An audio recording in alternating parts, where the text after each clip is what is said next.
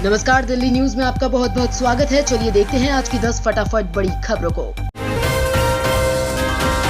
अब स्कूली परीक्षा में बैठने के लिए ऑनलाइन 75% उपस्थिति अनिवार्य। दिल्ली के सरकारी व सरकारी सहायता प्राप्त स्कूलों की परीक्षा में बैठने के लिए छात्रों का स्कूल में उपस्थित होना जरूरी होगा। इसके लिए स्कूल शिक्षक बच्चों की ऑनलाइन उपस्थिति दर्ज करेंगे। यदि बच्चे की उपस्थिति 75% नहीं होगी तो वो परीक्षा में नहीं बैठ सकते हैं।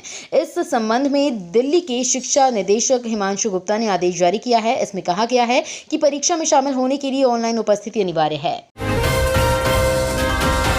आप सांसद राघव चड्ढा राज्यसभा से निलंबित विशेषाधिकार समिति की रिपोर्ट आने तक रहेंगे सस्पेंड। आम आदमी पार्टी के राघव चड्ढा और संजय सिंह को विशेषाधिकार समिति का फैसला आने तक राज्यसभा से निलंबित किया गया है। राघव चड्ढा ने ट्वीट कर लिखा कि मैं सस्पेंड सांसद राघव चड्ढा, सांसद में मेरा क्या अपराध है? मैंने संसद में खड़े होकर दुनिया की सबसे बड़ी पार्टी के सबसे बड़े नेताओं से सवाल पूछा था। दिल्ली सेवा बिल पर भाजपा के सबसे बड़े नेताओं से न्याय की मांग करी थी। भाजपा को संसद में आईना दिखाया था। इसी हफ्ते मुझे विशेषाधिकार समिति से 2 नोटिस मिले थे। कोई रिकॉर्ड नहीं है। इसी सत्र में आपके 3 सांसदों को सस्पेंड कर दिया गया है, संजय सिंह, सुशील, रिंकू और मुझे। अब मैं विशेषाधिकार समिति के सामने अपनी बात रखूंगा। मानहानि मामले में अरविंद केजरीवाल और संजय सिंह को कोर्ट ने दी राहत। अरविंद केजरीवाल और संजय सिंह पर गुजरात यूनिवर्सिटी की छवि खराब करने का आरोप है। गुजरात यूनिवर्सिटी ने दोनों नेताओं के खिलाफ मानहानि का मामला दायर करते हुए अपनी याचिका में कहा है कि केजरीवाल और संजय सिंह ने संस्थान की प्रतिष्ठा पर सवाल उठाए हैं। दरअसल अरविंद केजरीवाल और संजय सिंह पर गुजरात यूनिवर्सिटी की छवि खराब करने का आरोप है। गुजरात यूनिवर्सिटी ने दोनों नेताओं के खिलाफ मानहानि का मामला दायर करते हुए अपनी याचिका में कहा है कि केजरीवाल और संजय सिंह ने संस्थान की प्रतिष्ठा पर सवाल उठाया है। पीएम की डिग्री वेबसाइट पर अपलोड की जा चुकी है। दिल्ली के स्कूली छात्र को कक्षाओं में मोबाइल फोन इस्तेमाल करने की अनुमति नहीं। दिल्ली के स्कूलों में अब टीचर्स से लेकर छात्र मोबाइल फोन का यूज नहीं कर पाएंगे। दिल्ली सरकार के शिक्षा निदेशालय ने स्कूलों में मोबाइल फोन के यूज पर बैन लगा दिया है। शिक्षा निदेशालय की तरफ से इस आशय की एडवाइजरी जारी की गई है। शिक्षा निदेशालय ने क्लासेस, लाइब्रेरीज, खेल के मैदानों और स्कूल कैंपस में शिक्षकों और छात्रों दोनों के लिए मोबाइल फोन की यूज पर प्रतिबंध लगा दिया है। इसके बजाय स्कूलों को हेल्पलाइन स्थापित करने का निर्देश दिया गया है। इसका उपयोग माता पिता और छात्र इमरजेंसी की स्थिति के दौरान आवश्यक कॉल के लिए कर सकते हैं।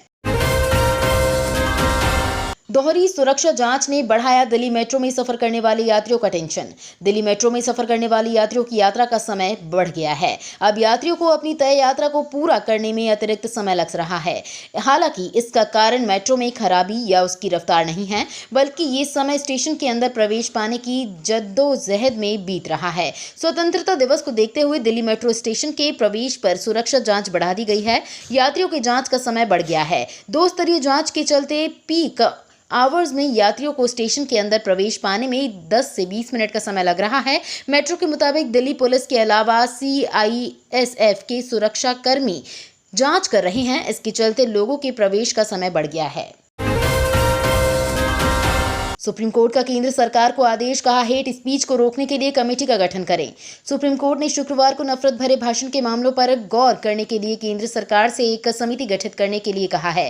साथ ही कहा है कि हेट स्पीच को कोई भी स्वीकार नहीं कर सकता है। इसके अलावा कोर्ट ने समुदायों के बीच सौहार्द और भाईचारा बरकरार रखने की आवश्यकता पर बल देते हुए हरियाणा में हाल में हुए सांप्रदायिक दंगे के मद्देनजर दर्ज मामलों की जांच के लिए राज्य के पुलिस महानिदेशक द्वारा समिति गठित किए जाने पर भी विचार किया। दिल्ली में मच्छरों के लार्वा ब्रीडिंग की जांच के लिए घर घर जाएगी टीम। दिल्ली में डेंगू के नए मामले सामने आ रहे हैं। उधर सरकार ने भी डेंगू के खिलाफ कमर कस ली है। दिल्ली के स्वास्थ्य मंत्री सौरभ भारद्वाज ने कहा है कि लार्वा ब्रीडिंग की जांच के लिए घर घर भेजी जाएगी टीम। स्वास्थ्य मंत्री ने कहा कि नगर निकायों को घरों में मच्छरों के लार्वा के प्रजनन की जांच के लिए डेंगू नियंत्रण कार्यकर्ताओं को घर घर भेजने के लिए कहा गया है। सोमवार को जारी नगर निगम की रिपोर्ट के अनुसार दिल्ली में पिछले सप्ताह डेंगू के 105 ताजा मामले सामने आए हैं, जिसमें मरीजों की कुल संख्या लगभग 350 हो गई है।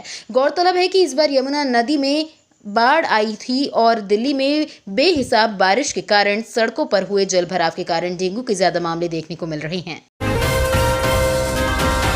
हाईकोर्ट ने दिल्ली पुलिस को चाइनीज मांझे की बिक्री पर रोक जारी रखने का दिया निर्देश। हाईकोर्ट ने दिल्ली पुलिस से स्वतंत्रता दिवस के अवसर पर राजधानी में प्रतिबंधित चाइनीज मांझे की बिक्री पर रोक लगाने के कदम को जारी रखने का आदेश दिया है। न्यायमूर्ति प्रतिभा मनिंदर सिंह ने अगली सुनवाई 5 अक्टूबर को तय की है और पुलिस से अगली सुनवाई से पहले स्टेटस रिपोर्ट दाखिल करने का निर्देश दिया है। अदालत ने दिल्ली में पतंग उड़ाने के लिए चाइनीज मांझा बनाने व बिक्री से होने वाले खतरे को उजागर करने वाली कई याचिकाओं पर सुनवाई करते हुए यह आदेश दिया है। उन्होंने इस दौरान पुलिस की स्टेटस रिपोर्ट पर गौर किया, जिसमें चाइनीज मांझे की बिक्री को रोकने के लिए उठाए गए कदमों की जानकारी दी गई थी। लाल किले के आसपास से ट्रेनों की आवाजाही पर रोक। स्वतंत्रता दिवस को लेकर लाल किले की सुरक्षा बढ़ा दी गई है। साथ ही समारोह के दौरान लाल किले के आसपास से ट्रेनों की आवाजाही पर भी रोक लगा दी गई है। 15 अगस्त को ट्रेनों को पुरानी दिल्ली, साहिबाबाद और गाजियाबाद समेत अन्य स्टेशनों पर रोक दिया जाएगा। कुछ ट्रेनों के मार्ग व समय में बदलाव किया गया है, जबकि गाजियाबाद से पुरानी दिल्ली के बीच चलने वाली अप व डाउन ट्रेनों को रद्द कर दिया गया है। G20 को लेकर दिल्ली में 27 जगहों पर दमकल विभाग ने किए पुख्ता इंतजाम। राजधानी में 8 से 10 सितंबर को G20 सम्मेलन का आयोजन किया जाएगा। इसे लेकर हर सरकारी महकमा अपनी अपनी तैयारियों को पूरा करने में जुटा हुआ है। दिल्ली फायर सर्विस विभाग ने भी इसे लेकर तैयारियां पूरी कर ली हैं। दिल्ली के अलग अलग इलाकों में मेहमानों के रुकने और बैठकों के लिए 27 स्थलों का चयन किया गया है। दमकल विभाग के अधिकारियों का कहना है कि सभी स्थलों पर फायर सेफ्टी इंतजाम की जांच करने के अलावा वहां के कर्मियों को भी प्रशिक्षण दिया गया है। हर स्थल पर विभाग अपनी एक पोस्ट तैनात करेगा। यहां कम से कम एक या उससे अधिक गाड़ियां किसी भी आपातकालीन स्थिति से निपटने के लिए तैयार रहेंगी। तो ये थी आज की बड़ी खबरें। डेली खबरों से अपडेट रहने के लिए चैनल को सब्सक्राइब करना बिल्कुल ना भूलें। धन्यवाद।